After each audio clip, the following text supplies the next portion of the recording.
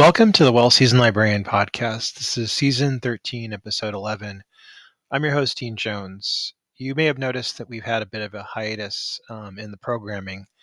Season 13 had a good start, but I got kind of sidetracked by a lot of life events. So please forgive me for the kind of unexpected hiatus that we've had. We'll be continuing to have a little bit of a hiatus after I release a few episodes, and then we're going to kind of come back in the spring. So I hope you enjoy these two episodes that I'm releasing back to back to kind of release to the public. And then I'm going to have a little bit of a hiatus. In the meantime, I'm going to replay some old episodes for you over the next few weeks in the holiday season until I get back to my regular scheduled programming. Today, I'm talking with author Tessa Kiros. She's written 11 cookbooks to date, and she has a new cookbook out now called Now and Then, a collection of recipes for always. Tessa is a food writer, a recipe developer, and cookbook author. She was born in London to a Finnish mother and Greek-Cypriot father. She spent her early childhood in South Africa and then traveled the world extensively, working in restaurants and with families in different countries. Now, she lives in Tuscany, Italy, with her husband and two daughters. Tessa's passion for food is evident in her writing and her cooking. She loves to explore different cultures and traditions, and she loves to weave them together for her dishes. She is a big believer in the importance of preservation in community and dining. She's written 11 cookbooks to date, and she's always collecting new recipes and things that inspire her. She's a true foodie at heart, and she loves to share her love of food and others. Now, I have to add a personal note. I worked in bookstores and libraries, etc., and Tessa's books are well loved by people who love food writing. She is somebody whose books are really talked about by other cookbook authors, and she's very well respected. I can't recommend her work enough, and I know I say this about a lot of my guests, but I think that if you do extensively like food writing above and beyond cookbooks, and you like to read cookbooks that are well done, you're really going to love Tessa's work. Without further ado, I'm going to take you to my conversation with Tessa Kiros. Welcome to the Well-Seasoned Librarian podcast. Today I'm speaking with author Tessa Kiros, who has written 11 cookbooks to date. Tessa has a new cookbook out now called Now and Then, a collection of recipes for always. Tessa, welcome to the podcast. Thank you. Wonderful to be here. Thank you so much. Now, I want to, for our listeners who are not familiar with your life, I just want to go over, you grew up in a Finnish and Greek household. What was it like growing up with two different cuisines in the household? Well, actually it was super. I mean, that's what I knew. And it was really wonderful. I was aware that it was a different sort of household because we were in South Africa. I was born in London, but we lived in South Africa then from when I was about 4. And I knew that, we had different parents, different this. We moved a lot of schools. So I was aware that my parents were not maybe, the same as the ones in the school, but it was wonderful. It was actually wonderful. There was a big Greek community there. Oh, wow. Okay. Less of a Finnish community, but we were very ingrained in our communities anyway. With traveling to Greece, we would go most of the summers to Cyprus to see my grandparents. And my mom was always making her wonderful things like the gravadlaks and always a jar of her Finnish mustard. There was always dill. It might have even been a small little detail, but they were there. They were all there, and we loved it. We loved our connection to food and to culture from a very early age. What are some of the earliest food memories you have from that time period? You spoke about the gravlax and the dill. What were some of the other food memories you had that you remember? Well, I always remember the egg that my mom used to mash into bread. That was just a really small memory, and pancakes and things like that. But definitely the cinnamon and cardamom buns that my mother used to make always on Christmas, and rice pudding that my grandfather used to make in Cyprus, and also souvlakia. I can always remember my grandfather, turning the kebabs, and quite simple, beautiful food. The rose water being splashed into rice pudding. So those are definite early memories. And then our Finnish grandfather would always send us parcels at Christmas. So there would be candles and tablecloths and always some kind of food. I remember the chocolates. That sounds wonderful. Kalbasa chocolates and those thin, dark rye toasts and things like that. There was always, people connect a lot with food, don't they? I think Oh everyone. yeah. I mean, what would a Christmas parcel from a grandfather be without some kind of a food element? The Yeah. candles light the table, but what could be sent was sent. And it's amazing how, if I go to Finland now, the first thing I'll do is go and look for those chocolates or cardamom. When I have cardamom, I just always think of cinnamon buns. I will always love dill and strawberries and from my mom's side, and lemon and oregano, dried oregano and mint from my dad's side. How did your travels and experiences working in restaurants in different countries influence your cooking and your view of food ultimately? I have always found it really fascinating, to be honest, to see. I mean, that's really my thing, and I think my strength is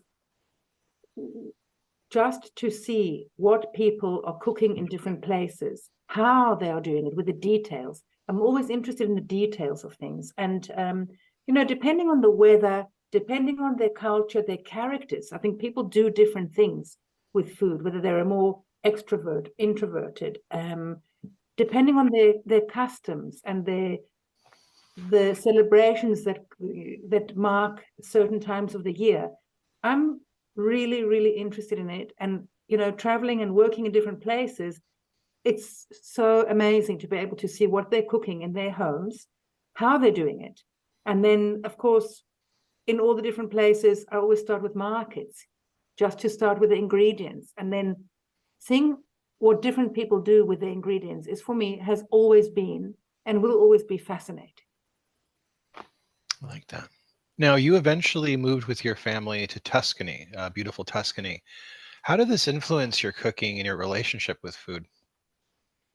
Yeah, well, it's always exciting for me to move to a new place, and my husband is Italian. So staying on over here, I think for me, it's one of the most exciting things, moving to a new place and completely immersing yourself in the culture and learning. And of course, Italian is so strong in its ways, in its culture, and its traditions. And you can see that the way that they do things seasonally over here is something that I think that I will always carry with me from Tuscany. Is I love the way they have like respect for their ingredients. There's beautiful ingredients in Tuscany. We have, you can go to any supermarket and come home with a handful of beautiful quality. And any supermarket, you don't have to look really far or all across. It's just beautiful. I always say that if you can have a cappuccino at the train station, it's amazing. And you can also have it in a top hotel, and it's amazing. So they have a respect for their ingredients and a level of quality over here, which I think has really influenced my cooking. And the simple way that they eat whatever is in season. So now you can go out, you can start seeing the pumpkins and all the chard and the cavolo and the beans that start coming in. And, you don't see things when they're not in season over here. There's mushrooms everywhere. The colors change. The people look for different things, and they look forward to certain things at the time of year. They don't look for artichokes when they're not in season, or asparagus, and then that goes as well for traditions like Christmas or certain traditional days throughout the year. And people actually look forward to those kind of things, as I'm sure everywhere. I also love the simplicity of the way that they cook over here. Like if you go to a restaurant and you order escalopina limone, an escalope with lemon, that's what you'll get on your plate.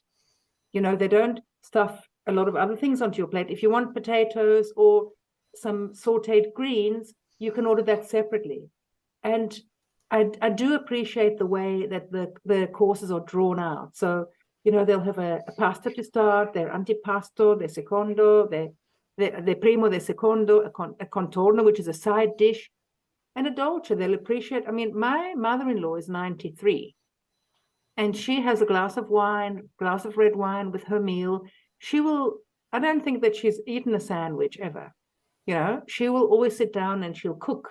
She'll cook a bit of pasta. She'll have a vegetable. She doesn't have to have always a second course, but she sits down. She enjoys her meal. She's got her beautiful olive oil on the table, glass of wine, and it's balanced. The food is balanced, simple, it respectful of the season, and great top quality ingredients, even if it's less of it. And I really like that. I will always carry that with me, always. You're on your 11th cookbook now, and I know that over the years I've seen your cookbooks, and I've talked to people about them. They're very revered. As an example, Following Cloudberries, A World of Family Recipes is one that many people I know love and cherish. Did you always know that, oh, yeah, did you always know that you wanted to be a food writer? At what point in this life did this come for you, and how did you know this would be your career path? I didn't. It just happened for me. And it was, I left school, I wanted to travel. So I think that cookbooks have grouped together everything that I love. So there is travel, there's people, food, and my take on it, let's say, would probably be anthropological or sociology wise, the things that I have studied at university. And it's what interests me. So, and because coming from a diverse background, I think that a book like Falling Cloudberries it related to many people. The Finnish people said to me, "Oh, I love how we can be in the same book as Italy and as Greece, which is a better known cuisine than them," and they were proud. And people around there loved it. And the Cypriot cuisine at that point was much less spoken about. It was mainly just Greek, Italian. So I think that worked. And it was literally just putting together all my places where I've been. And that came together beautifully. And my first book that I wrote was actually 12, a Tuscan cookbook. And I wrote it collecting the recipes for myself of my time that I had been here. And it was literally just like a journal for myself. And I always say that when I do my books, the first copy is for me, the way that I want to remember it, the way that I want to keep it, and to be able to refer to it many years down the line and to give it to my children. So I essentially was just putting everything together that I loved, that really interested me. It was a little journal, like a big journal, let's say my first book. And then my second book, I thought, okay, what have I got? How can I record all these things for myself? And that was my way of recording my background, the recipes that I wanted to keep jotted with a few memories and a few stories and pleasing aesthetics and all that. And people relate to that. Yeah, I really love the personal touch there. I think that a lot of people like myself who love cookbooks, and many of us, who don't just have a couple, we tend to have a whole library full of them. And it's nice to be able to kind of sit and curl up with a cup of tea and read a cookbook. And in your case, the way you write, and especially with your essays, it really kind of gives a personal, wonderful, transportive kind of quality. And I think that's something that's really unique. I want to ask you, as a writer, do you have any advice for people that want to get into food writing that think they might want to try their hand at it? Thank you. Thank you for those lovely words. Yes, I would say to people, if you know what you love, follow it, which is what I did with my first book. I wanted to keep the recipes that I wanted in one place. And I think that people often say, oh, I want to write a book, or I want to write a cookbook. How do I do it? I think it's overwhelming to think of the whole book finished. Because for people who don't have any experience in that industry or anything, it can seem like incredibly overwhelming. I say, start with one recipe, one thought. What would you like to keep for yourself that you can refer to in 10 years' time? In terms of a cookbook now, we're saying, I always collect the things that I love, and I keep them in a safe place. So with me, I always carry a journal. I always have a file open on my computer. And if I ate something I like, I come and I jot it down, details. So that page might stay blank for a while, but it might just say broccoli with avocado, lemon, olives, or something, That can be something that you can develop, or it can be something, I say make like a skeleton, like a tree structure with different branches going off them. And then you can elaborate on the leaves and the flowers and the blossoms. But if you collect everything that you love and you don't have to think it's going to be finished. It doesn't. You need one recipe, one thing that you love, because I believe that if you love something, the chances are that other people will appreciate it as well. And keep it for yourself in a way that you would give it away to people. How would you serve it? How would you, what are the things that interest you, that you want to collect? And collect them and trust yourselves, I would say to people. Trust your taste and trust that you know, and just put one foot in front of the other. And often, once you are on a path, things just miraculously turn up. I love that. That's really beautiful. I like that. That's really wonderful advice. Your Thank latest you. People at the end of it want to be inspired, don't they? Everybody likes a little bit of inspiration. So if you feel inspired by something, jot it down and find the most beautiful way that you can give it to people. You've got a page. And I always think, just use every page that you've got to make a book. I like your advice. Your advice is wonderful, because oftentimes, like myself, I know a lot of people will probably like this also, we make it too hard. We sit down and we sweat breaks out on our forehead, and we're making it too hard. And your advice is, I think, way better. It's overwhelming to think of doing a book, isn't it? Yeah, it's terrifying. So if you start with one recipe, not even one recipe, one word, one title, and see where that takes you.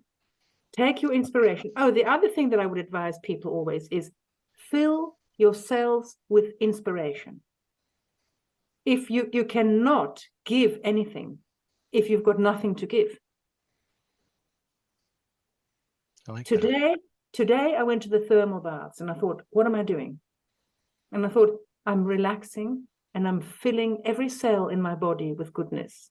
Whether it's a meal or filling your soul with the things that inspire you. For me, it's beauty, it's aesthetics. I need to go out, I need to connect, nature, colors.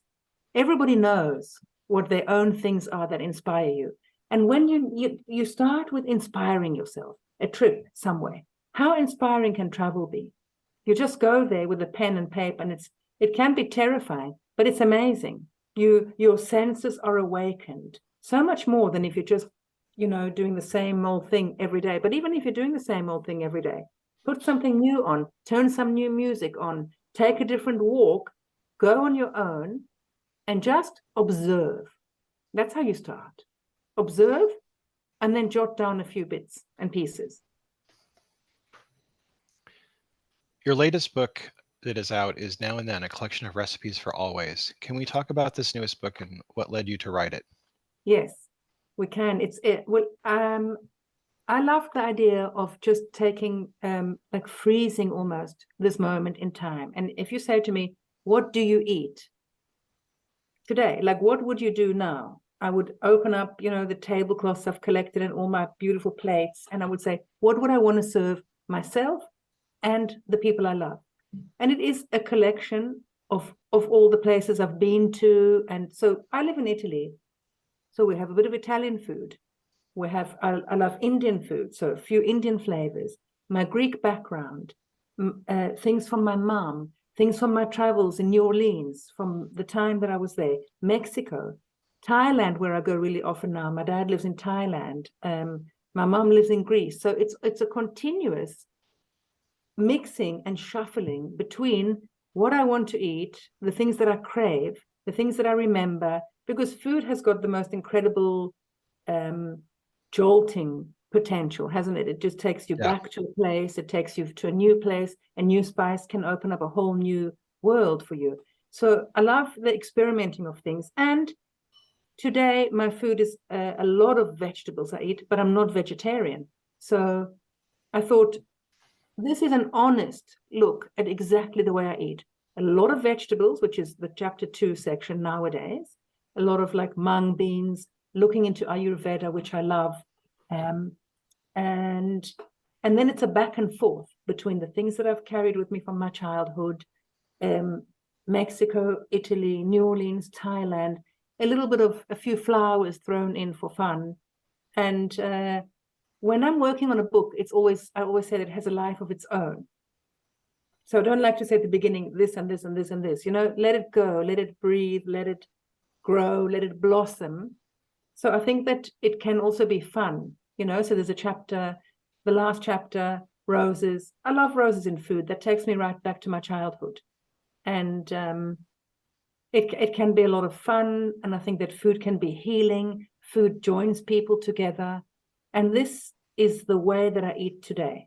A mix and match, a collage of flavors and tastes. And so I think that there's a lot of variety. Can we discuss a few of the chapters? This book is part travelogue and also part cookbook. Can we discuss just a few of the chapters to give people an idea what's in the book? Yeah. So one of the chapters for me is Mexico, from the time that I was in Mexico. And, I'll never forget that. I arrived there to study Spanish for a month and moved in with the family. And suddenly there was Rosa in the kitchen, the cook. And I just thought, oh, my word. I was totally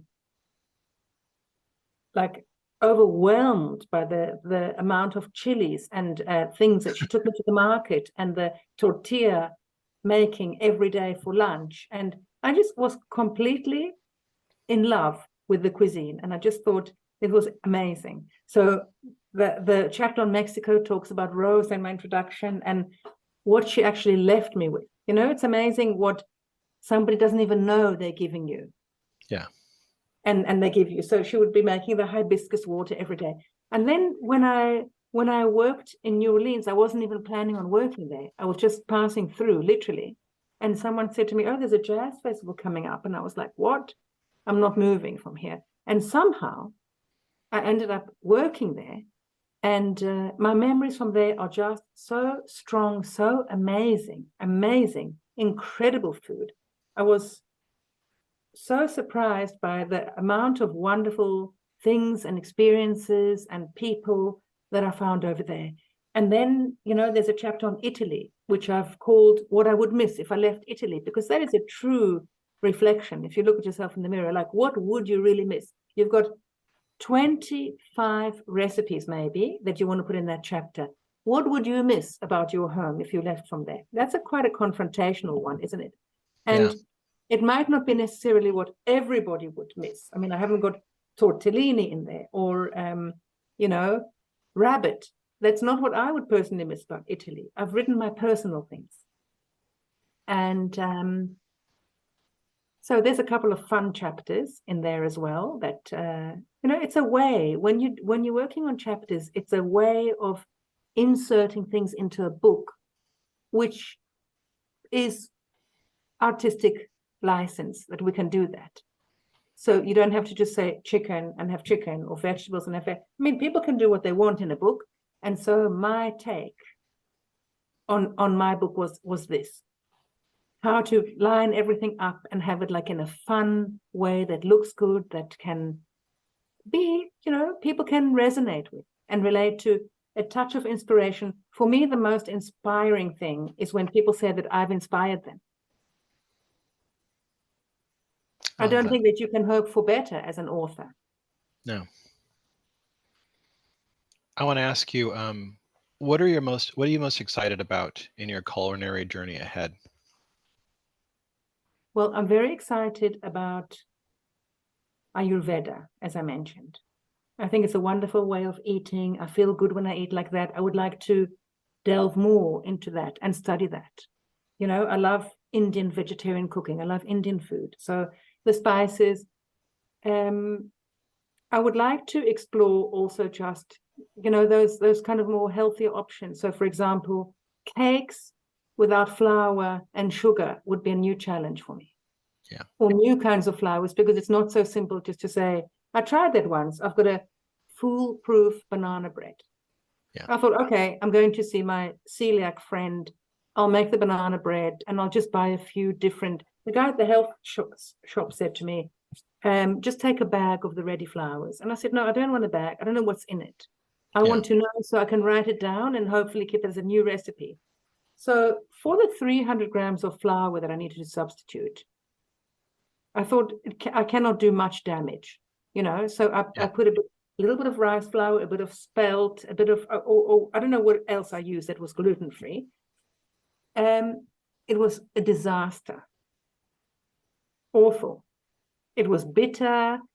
The cake didn't rise, but mainly the taste just wasn't nice. And I thought, okay, there's an issue here that I need to get to the bottom of. So I would like to know which are the cakes that I love. I want to be able to make things with less sugar and things that really are good for people and good for the people around me. Everyone has some challenge at the moment. They want to eat less sugar. They want to eat less red meat. So I'm exploring those options and being true to myself, which is why my book, kind of does all of that, because I could have my red meat once a week, fish twice a week, chicken once, and explore plant-based for the rest.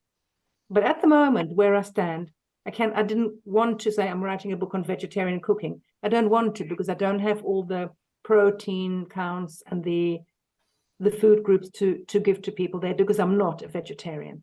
So I will always be interested in travel. So there's new places in travel that I want to explore. Japan, New Zealand, South America, and not only vast countries like that. There's Indonesia, and there's places that I've got on my list of to-goes. But there's also even little how different things are, like even in the States, in America, how different regions are. And I think that you can get excited about a village or a household. I think that inspiration comes in so many ways. Yeah. Tessa, I want to thank you for being on the podcast. I really enjoyed getting to have this lovely conversation with you. I want to remind our listeners that the book Now and Then is out now. We're going to have links to it and the other 10 books in the bio. You can just click on those and purchase them, or you can buy them at all better bookstores. Tessa, thank you for the lovely conversation. Thank you for the wonderful conversation. I really enjoyed it. Thank you. Thank you. That was my conversation with the wonderful Tessa Kiros. You can get her new book, Now and Then, at all better bookstores or all through major retailers. It makes a wonderful gift for a friend or for yourself. Check that out now. Next week, I'll be talking with Blanche Vaughn, and she's going to be featured in my next episode. She is the editor for House and Garden magazine. She's a former editor and food writer, and she has a new book out called A Year in the Kitchen, which is a wonderful book, which I highly recommend. She'll be in next week's episode. And as I said, we're going to be going on a bit of a hiatus, and we'll be replaying some of our favorite episodes until I come back in February.